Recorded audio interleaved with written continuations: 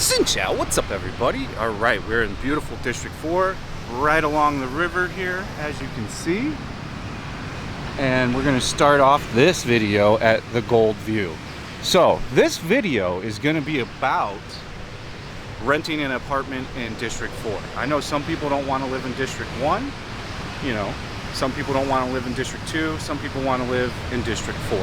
And I'm going to give you the reasons why you should live in District 4. And then I can also help you find an agent that can show you all these apartments we're about to go by. I will also list a tour of an apartment in each one of these buildings that we'll be specifically talking about.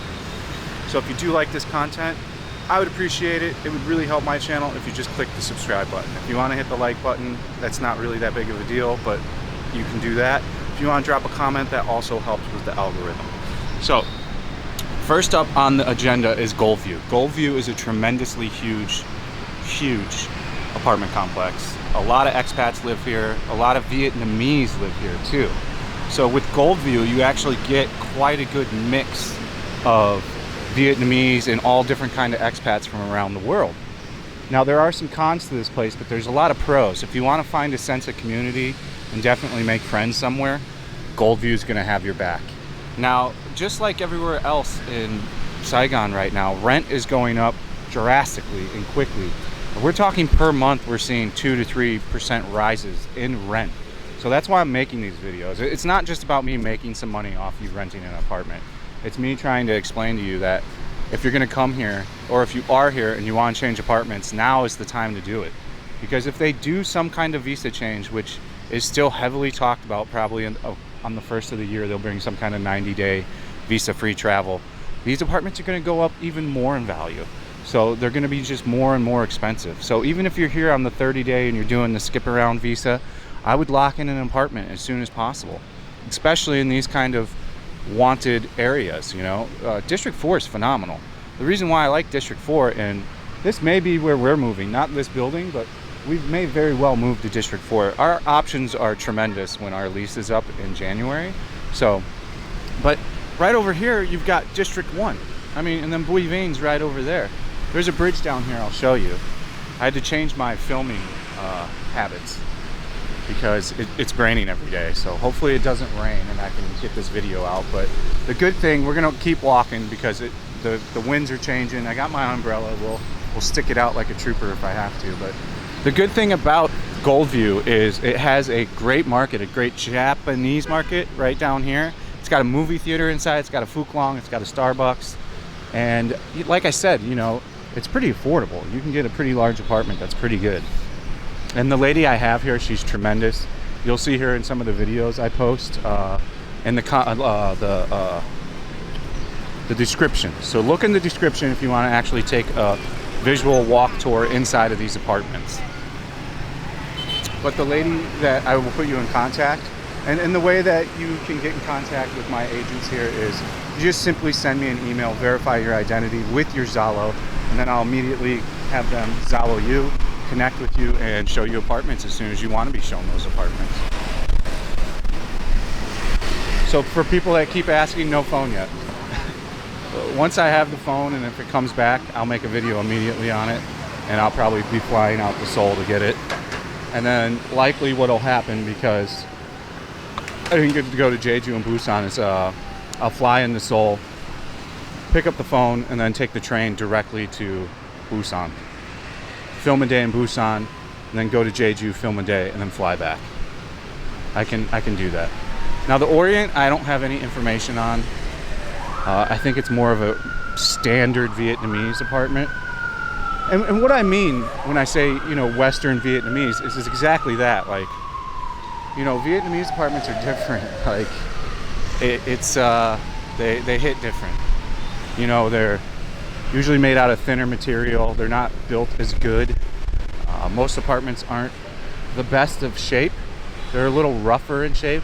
And I'm not saying like Vietnamese are rough with stuff or anything like this.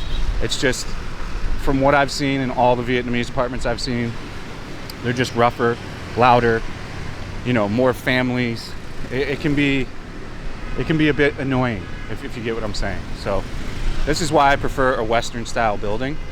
And believe me, I tried living in Vietnamese style apartments. I wanted to embed myself in the culture when I first got here.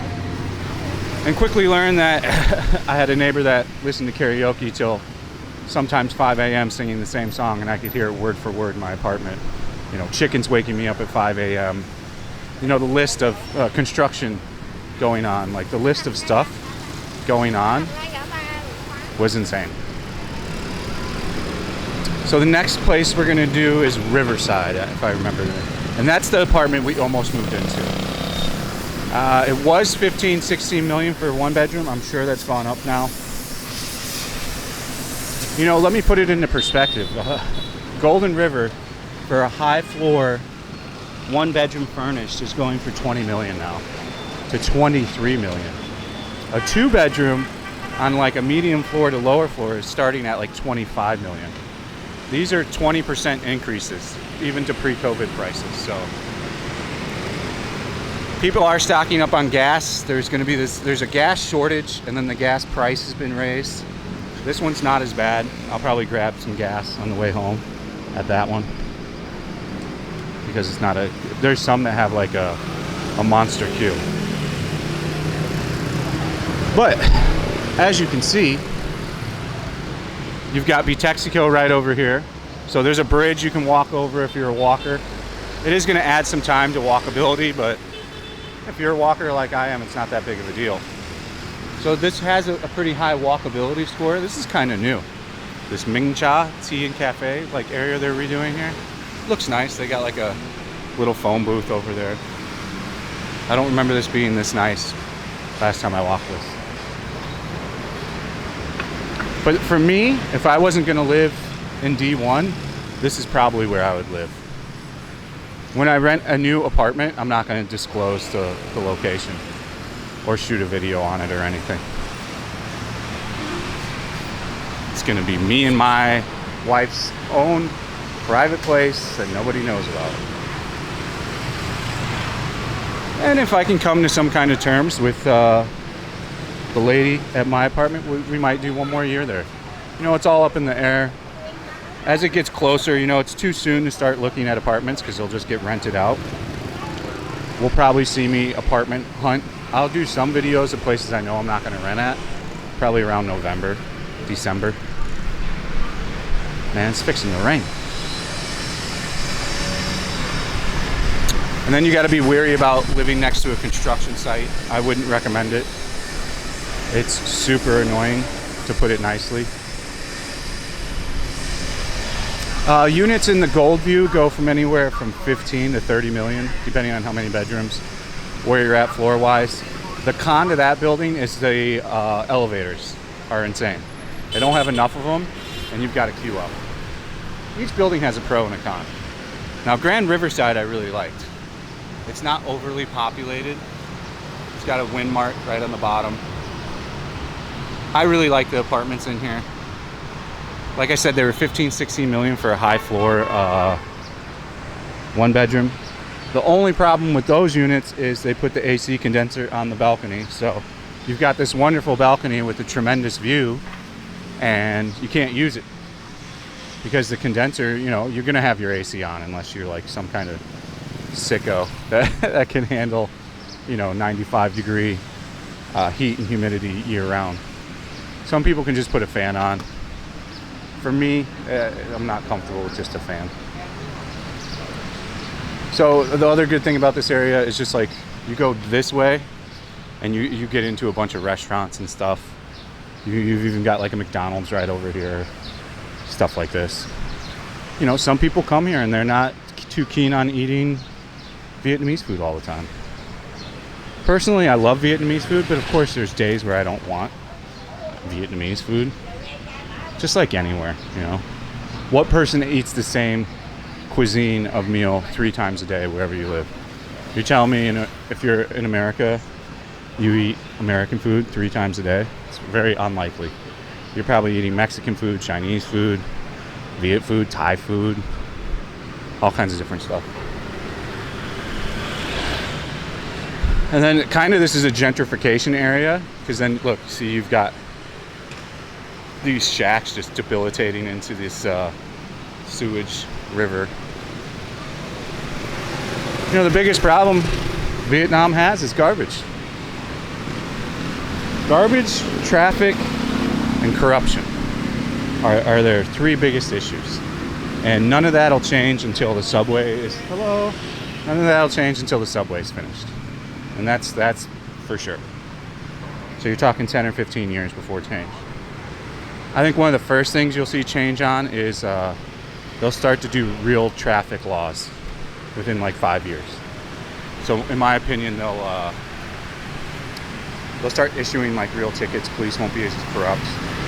You know, there's talk of throwing up a CCTV system on all the roads like you have in Korea, and Singapore, and Hong Kong, and then just sending you tickets.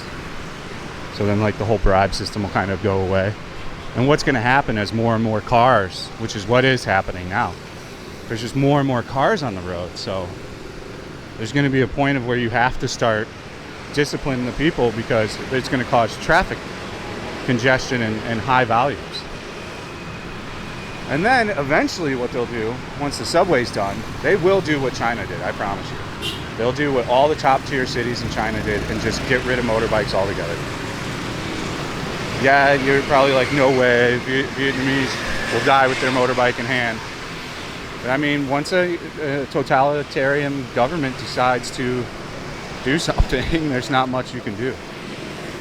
And that's what happened in Xinjiang. That's what happened in all the top tier cities in China. They all were thriving motorbike cities, just like this. But once a public transportation system got completely done, and then once cars were taking over the roads, they just ex-nayed motorbikes. And then it went into like, the same thing will probably happen here. And then it went into only e-bikes. And then e-bikes only lasted a couple years, and they banned those. So the same situation will happen here eventually.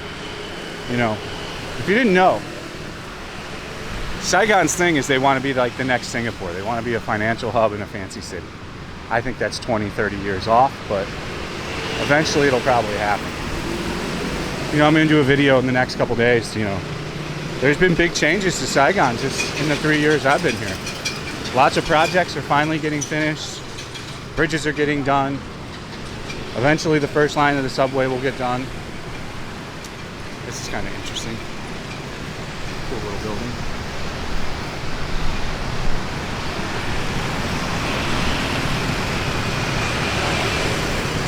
I happen to like District 4. You can go for a stroll across the river. The weather's been tremendous because it's kind of been raining, so it's like 82 right now, which is very cool for Saigon, with a nice breeze coming through. As you can tell, I still have not been drinking. Everything's improving my dialogue, you know, the way I feel each day. You know, my days feel better. There's way more to life than just drinking. I don't know if we'll ever return to me like heavily drinking again. You know, I think I was like a kind of a binge drinker, not so much an alcoholic, but more like a binge drinker. And eventually the thing will be to just try to get to a point where we can go out and just have like a beer. Maybe 2 beers. Okay, maybe a bottle of soju and 1 beer. But to the point of getting shit-faced, nah. Those days are over. It's just, you know, 1, it's not good for my health. 2, it's not good for my mental health. 3, it's not good for my career. So I'm going to focus on other things. And then you've got like, you know, these restaurants are really good in between here, like these seafood restaurants and stuff. If you've got seeing the seafood fresh in a tank, you're good to go. Never get seafood where you don't see it fresh, and then pick it out and weigh it. And then you want to stand there when they weigh it and get the price right away. I think this cat ad is new too. So they're building up this area. So an interesting thing is vendors sold the iPhone 14 too early here, and a lot of them are getting hit with crazy fines from Apple. I just don't understand why Apple doesn't open up their own stores here. They were supposed to pre-COVID. They would be crazy. You know, if I was them, I would open up my first store right in Texaco, right next to Samsung, and compete directly with Samsung. Waiting for the light. But if you walk down just this way and take a left, there's a bunch of restaurants and stuff, like all different kinds. Italian restaurants, pizza shops, anything you can think of. So this area is actually very, very good to live at.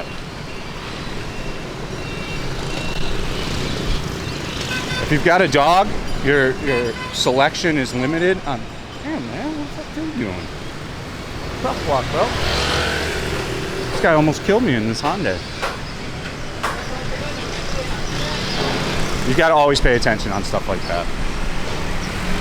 But yeah, this place is great. But if you have a dog, I think from most places it's up to the apartment owner around here. Most of the buildings don't have like a complete dog block. As far as Golden River, they're allowing dogs as soon as the Masteries project is done, because they have no choice. Like literally, they're, you know, they have. You've got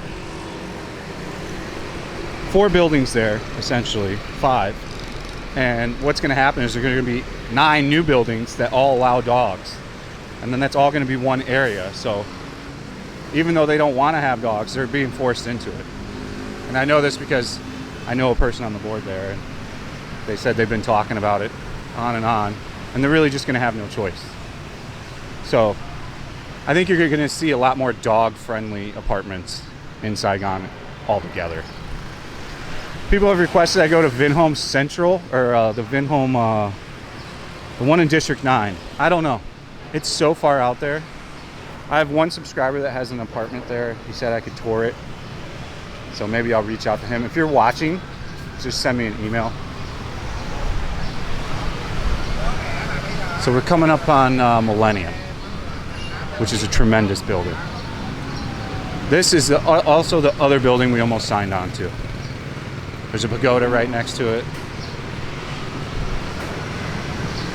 And then you got all these beer clubs here, so.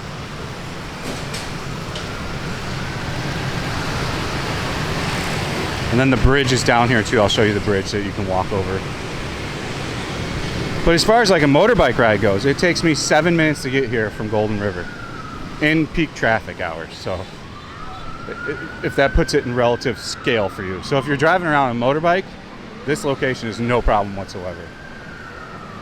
We are going to do District 2 as well. I have some agents over there, so I'm going to give you all the options. Also have some agents for District 3, so I'm going to show you District 3. I'm going to show you pretty much the 5 districts that most people move to that are expats.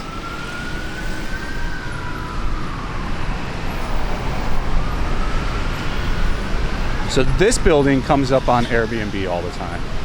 I forget the name of it until we get it to sign. But this one has a lot of Airbnbs that people do short-term rentals. Again, I cannot assist you with the short-term rental. This is only for long-term 1-year leases, these videos. Rivergate. If you do want to do a 6-month lease, you can probably negotiate that. You're going to pay probably 20% more per month for rent because they're not too keen on short-term rentals. The only people that do short-term rentals and that are keen on it are like just monthlies because they can make a lot of money. You know, in Vinhome Central Park, I think monthlies go there for like 25 million now. So they're making profit, you know. Even though like Airbnb is completely wrecked. So this is like a haircut team where they're cutting hair. What's up, dude? If I had hair, maybe we would get a haircut. I haven't had hair in a long time.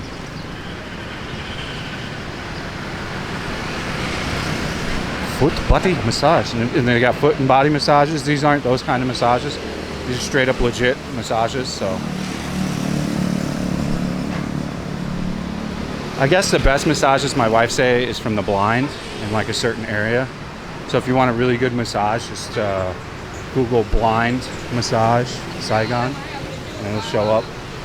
I will never call Saigon Ho Chi Minh City, even though if I put Ho Chi Minh City and said Ho Chi Minh and put that in the title, it would probably get more views. Never gonna do it. Hey Poochie, how about you?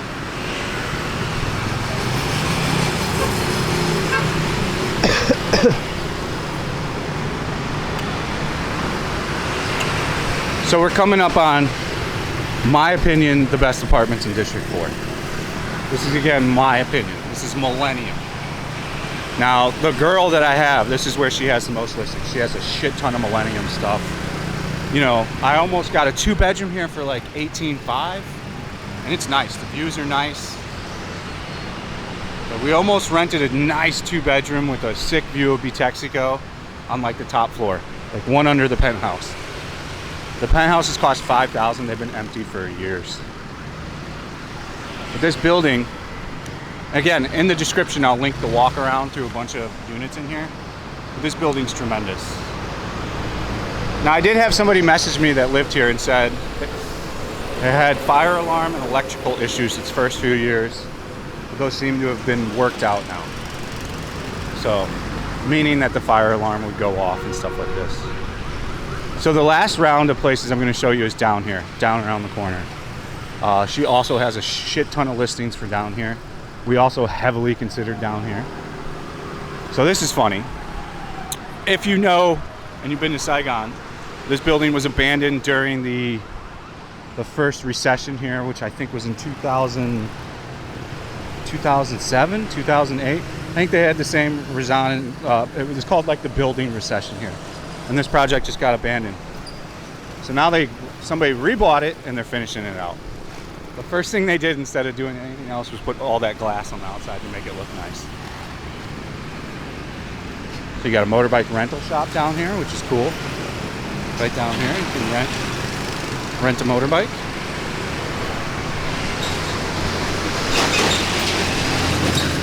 I will be doing a video on first-time scooter drivers.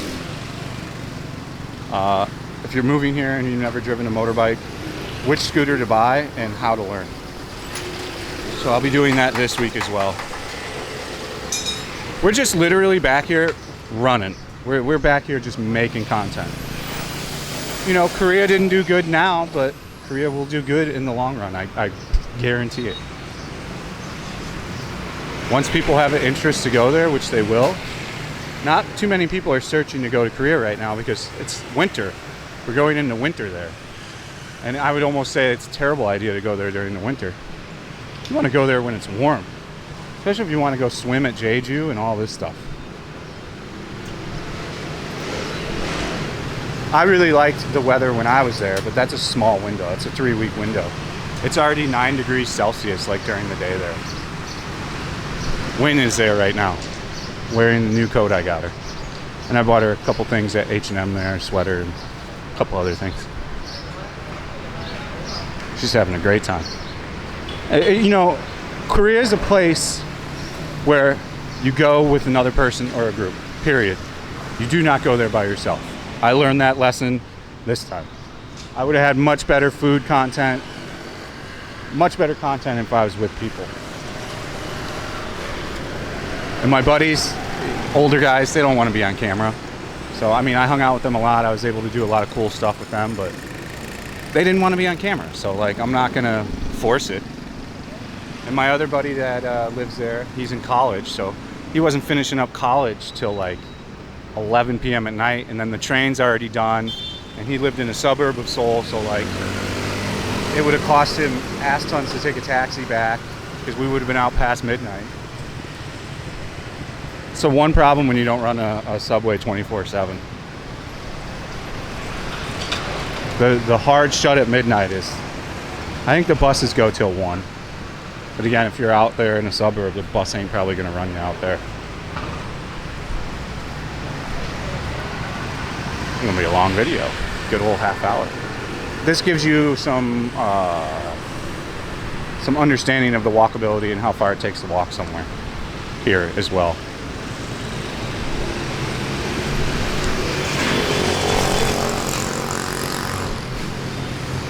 I forget the names of the ones I want to show you up here, but as you can see, we already walked to Texaco. You know, I'm walking pretty slow to keep it flat-footed so the gimbal doesn't bounce around. You could probably walk this in 20 minutes if you had a brisk walk, if you had a fast stride. It looks like they redid this, planted some flowers. Yeah, I can smell it's freshly planted.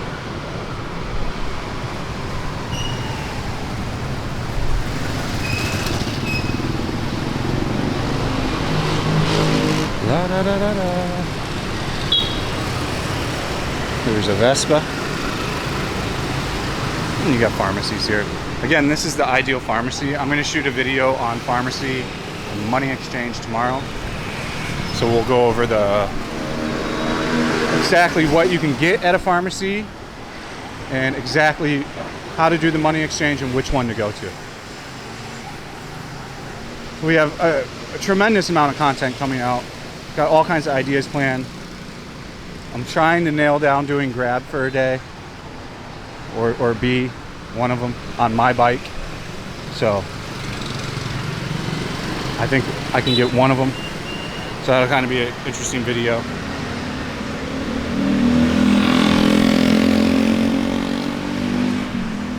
Oh, ambulance trucks perfectly blocked the sidewalk. Now I'm gonna need an ambulance. Walking in the streets. Yeah, we're almost to Bitexco, and then there's this bridge up here where the water plant is, and you can just take the bridge right over.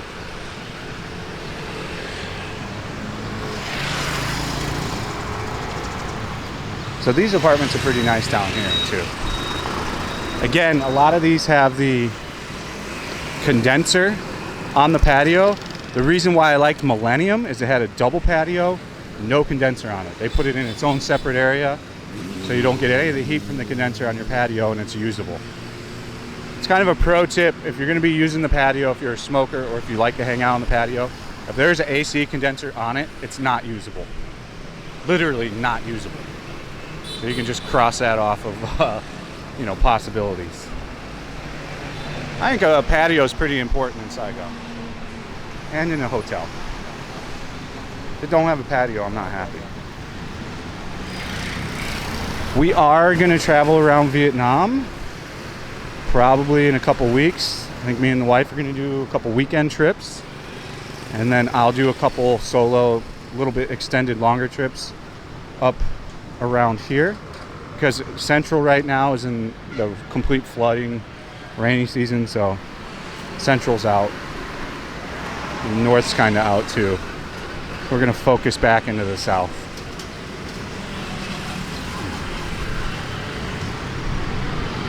There's Bitexco and all her beauty. I don't know what they're doing with this one. Looks like they're redoing it. I mean, lots of projects are kickstarted again now that COVID's over.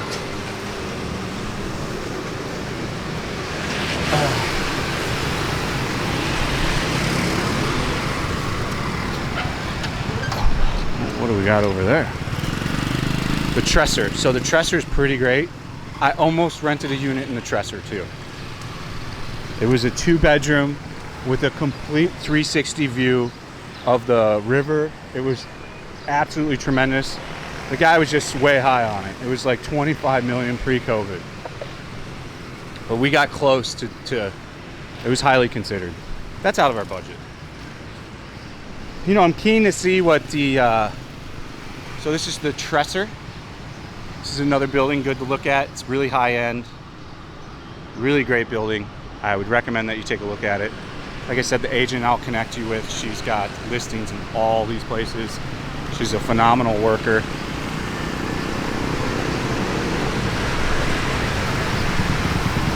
And then there's a city gym built in these. So this is the last little area.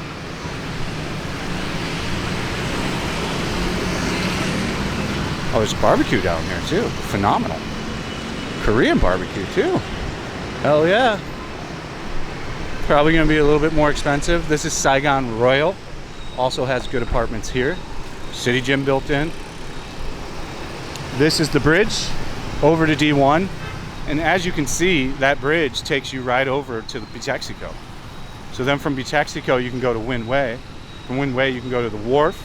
And then from Win Way, you can go to Boi Vang. So from Boi Vang, you can go to Bentham Market in between. It's a pretty good location. Just got to hang a right here, and then we'll finish off this tour. I know it's a long video, guys, but I just wanted to give you the full grasp of the area. Be comprehensive, very in-depth. I know finding an apartment is an important thing, so that's the bridge. Just walk up those little steps. If I remember right, this is the water treatment plant for the river.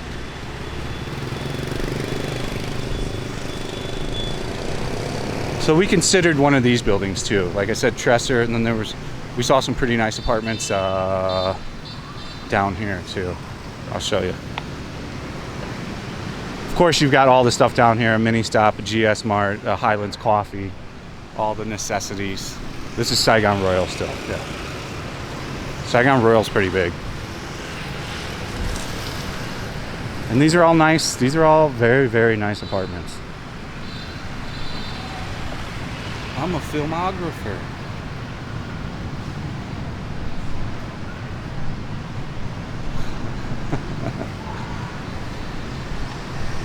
And then there's a few more over here that we looked at. So, if any of these are keen to your interest, just send me an email. I'll set you up. We'll get you going. And of course, as I said, I'm transparent. I get a piece of the prize. Of course. Homemade cake. You got cake shops down here. All kinds of stuff. Basement parking.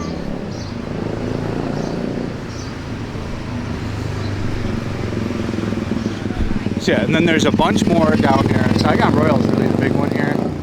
So you just ask the lady if you like Saigon Royal. Just take a look at all the apartments around it. Pretty much the way she'll set you up is you'll go around and look at all these apartments in one day. You'll drive from place to place. I recommend taking a motorbike. She'll probably be on a motorbike. And you'll just start off at like the Gold View, and then all these ones I showed you, she'll show you apartments in each one. She works really hard, and she'll do a good job of finding new apartments. So that was kind of like the full tour of District 4 breakdown. I hope you guys found it entertaining and gave you some information. It is a tremendous area. Like I said, I've highly considered living in it. I'm highly considering living in this area again. So, as ever, thank you for watching.